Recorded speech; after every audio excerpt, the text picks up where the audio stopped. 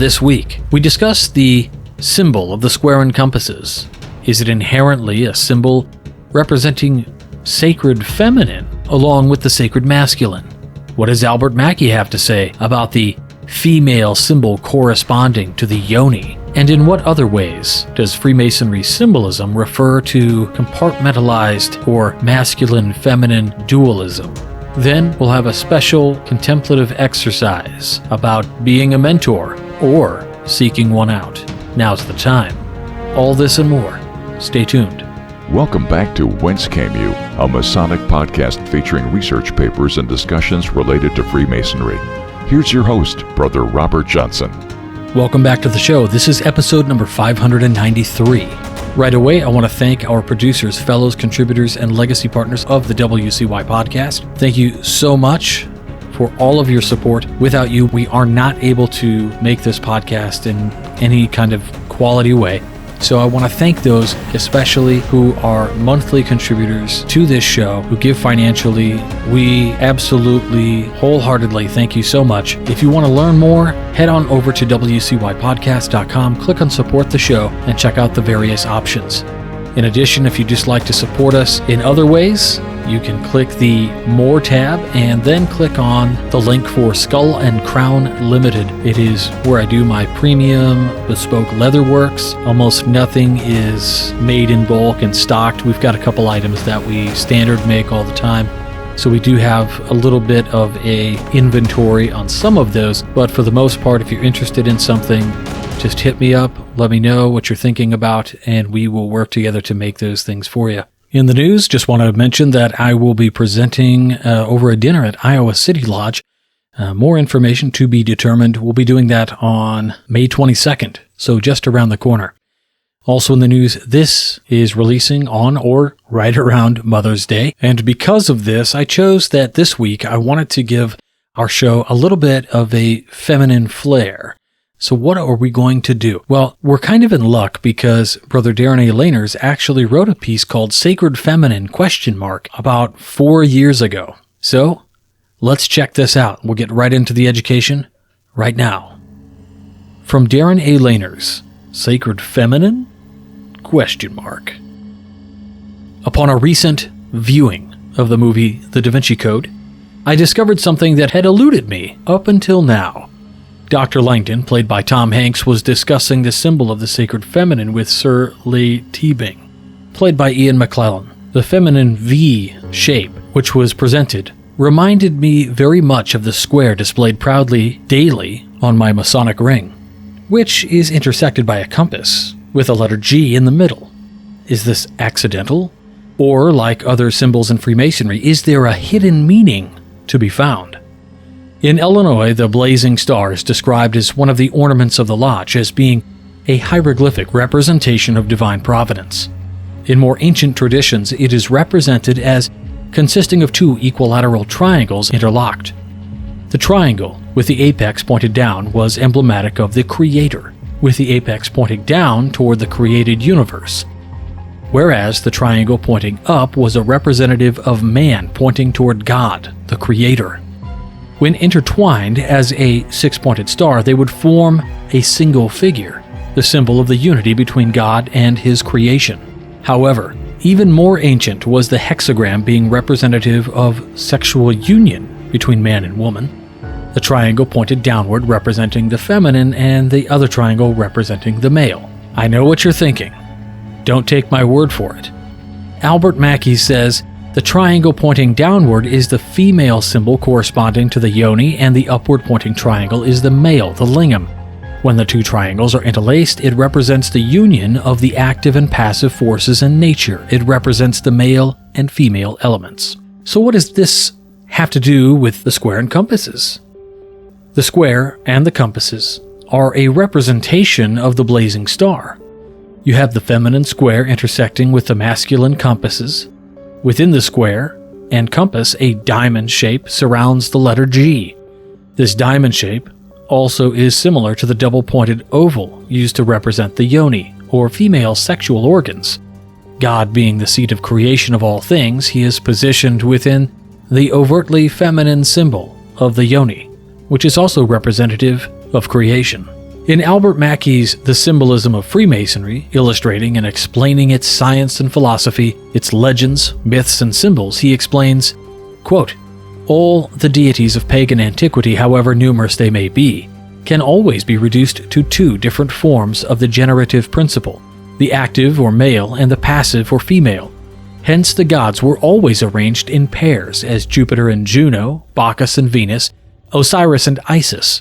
But the ancients went farther, believing that the procreative and productive powers of nature might be conceived to exist in the same individual.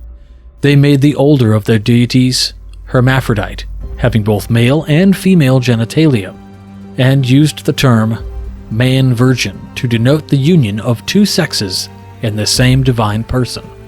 End quote. Even in ancient Babylonian myth and early Hebrew, El, or God, the supreme god of the Sumerians, and Yahweh shared the same consort, Asherah, according to Ronald L. Ecker in his book And Adam Knew Eve. Quote, "In the Bible her name often appears as Asherah, meaning the Asherah. In such instances, the reference is not to the goddess, but to the symbol of her, an object in the plural, Asherim, that was apparently a sacred pole, tree, or group of trees, hence the translation groves, at Israelite sanctuaries or high places, as well as by altars of Baal. The erecting of Asherim was among the quote-unquote evil deeds of kings like Ahab and Manasseh, and cutting the things down was a regular chore of quote-unquote right kings like Hezekiah and Josiah. The presence of Asherah, or her symbol, at places where Yahweh, the biblical god of the Hebrews, was worshipped raises the question of whether the Canaanite goddess was considered also to be the consort of Yahweh.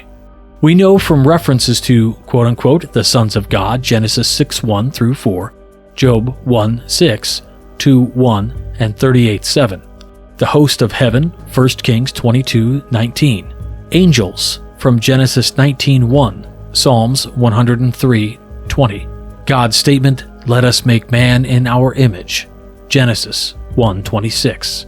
That Yahweh was not alone in his heaven.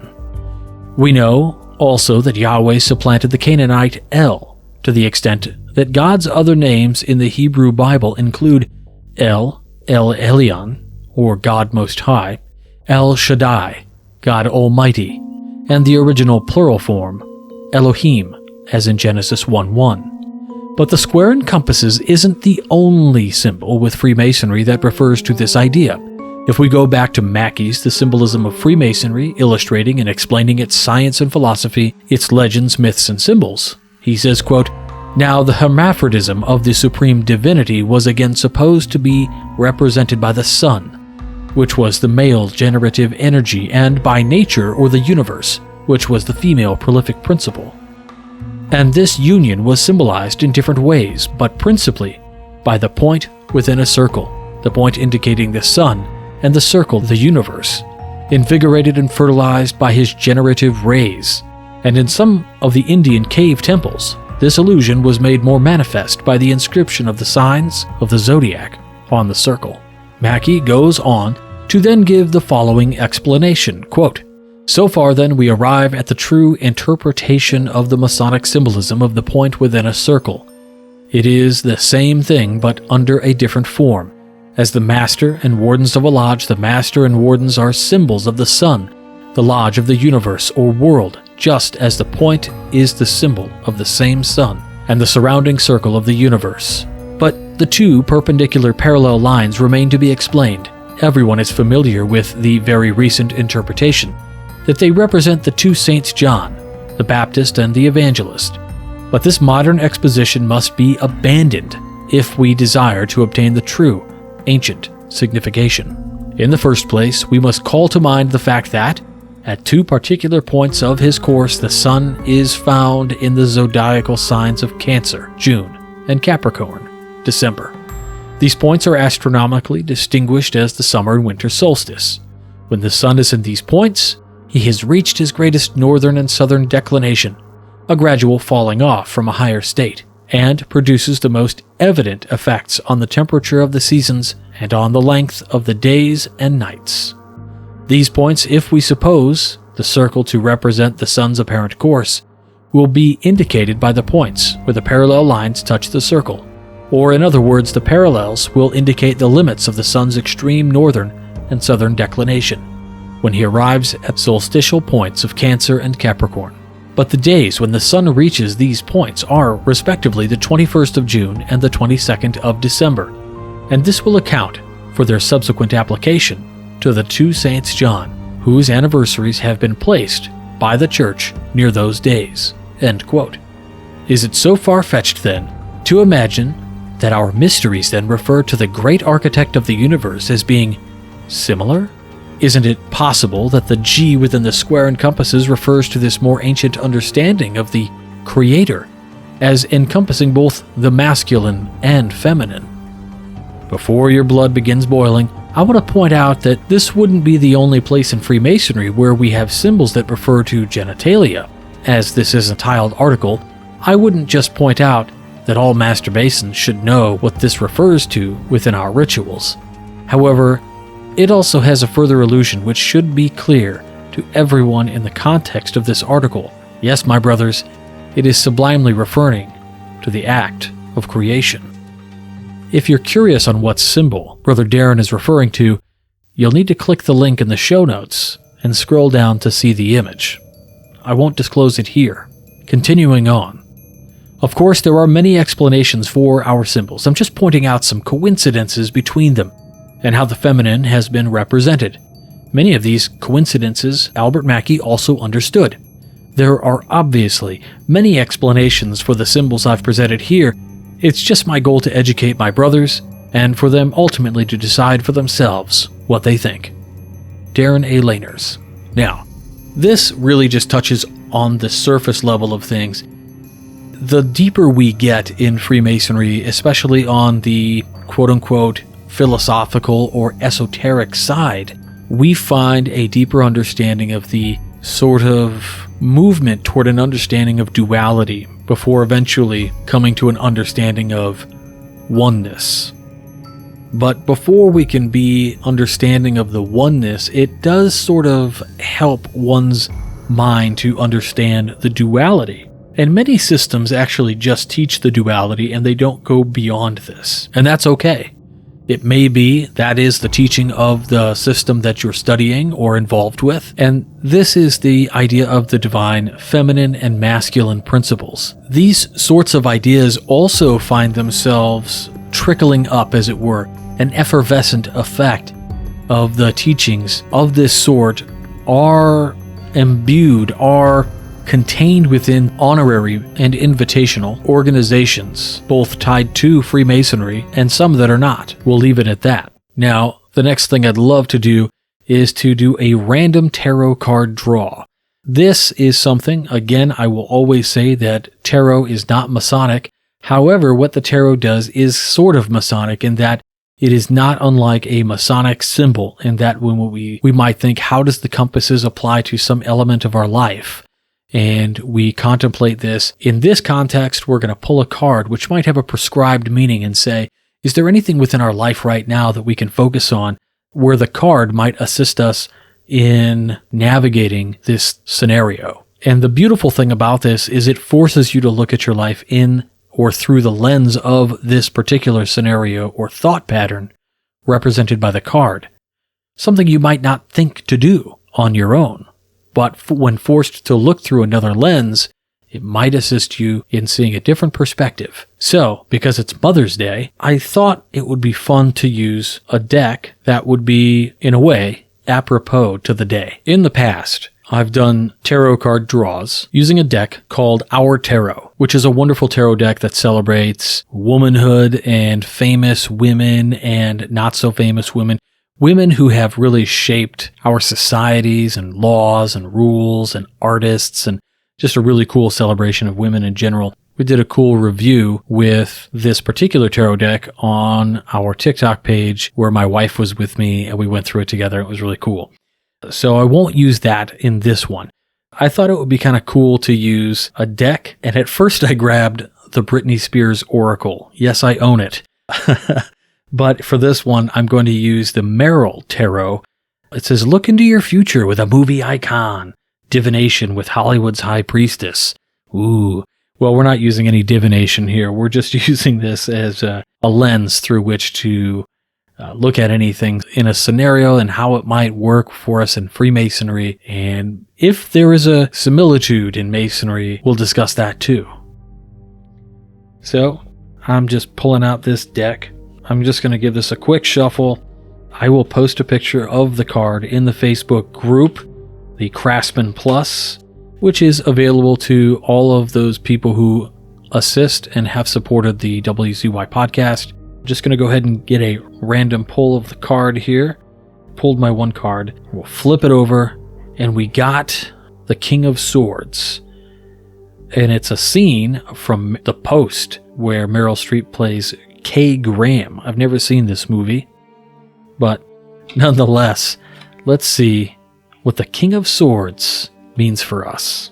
First of all, swords are a symbol that deals with mental processes around our minds and our intuition and intellect. I would sort of lean toward intellect, though. It's very Masonic in that aspect already. This idea of consciousness. We are already using the tools to shape our consciousness, as we say, for that house not made with hands. But the King of Swords in particular is kind of a great card. So we drew it in the upright, which speaks to the idea of sort of this ultimate intellectual power, this prowess of intellect, being mindful and singular in what you want to achieve. We might call that direct or clear. It also is a card that represents the king, right? The boss, the authority, the idea of truth. With this card having an element of truth to it, there's a line in Masonic literature that says, be sure to ensure that we never forget those true Masonic ornaments of brotherly love, relief, and truth. This Masonic ornament. Now, because this card sometimes represents some sort of a professional who oversees or assists people, I think Masonically, it's really a calling to our mentors, our professional mentors, our advisors, our consultants. And so when we pull this card, perhaps it's speaking to us to remember to be the best mentor you can be. And while we will never be perfect, we can attempt to be as close to it as possible by maintaining a balanced approach and being honest and truthful about everything we're mentoring. For instance, if we don't know the answer to something, we can learn it together. And on the other side of things, perhaps you're the learner and you're working with a mentor that looks to be an expert, has high qualifications, is quote-unquote the best at ritual or floor work or philosophical understanding of Masonry, and you're feeling overwhelmed that this person is really pushing hard and it's difficult for you to grasp all those things. And you're thinking, I don't know if I can do this. But this card shows up in this way to say, yeah, not only can you do this, you will do it because it's something that you need right now. It's kind of a kick in the pants to say, work with your mentor. Don't forget about them. They're right here. And lastly, I might suggest that perhaps we're not working with a mentor, but we're on the cusp of doing something pretty awesome for the lodge.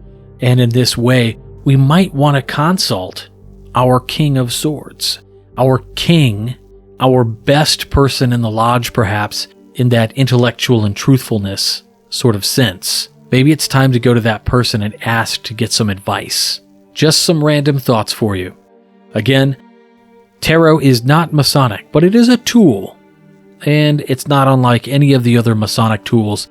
It's just its own system that I happen to also use because I've been in other organizations like BOTA for years that use tarot to assist in the process of internal mental work, gaining perspectives, and all of these other things. So I hope you enjoyed this episode. Once more, I will post links to everything relevant in the show notes, A image of the card will be featured in the Facebook group Craftsman Plus, available to all of the supporters of the show, past and present. Happy Mother's Day to anyone out there acting in that capacity of the mother. Once more, I want to thank all of the supporters of the program. If you want to learn more about how you can assist Masonic education for all those interested, head on over to wcypodcast.com and click on Support the Show. That's it for this week. We'll talk to you all next week, and until then, stay on the level. For Whence Came You, I'm Robert Johnson. You've been listening to Whence Came You, a Masonic podcast featuring research papers and discussions related to Freemasonry, with your host, Brother Robert Johnson. Be sure to join us for our next edition.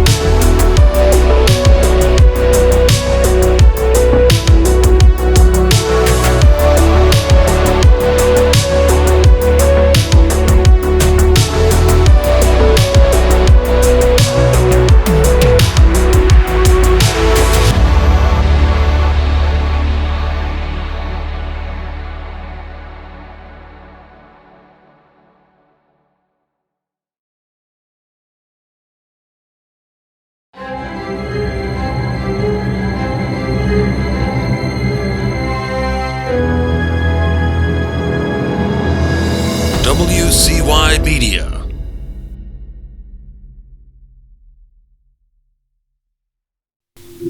That's it.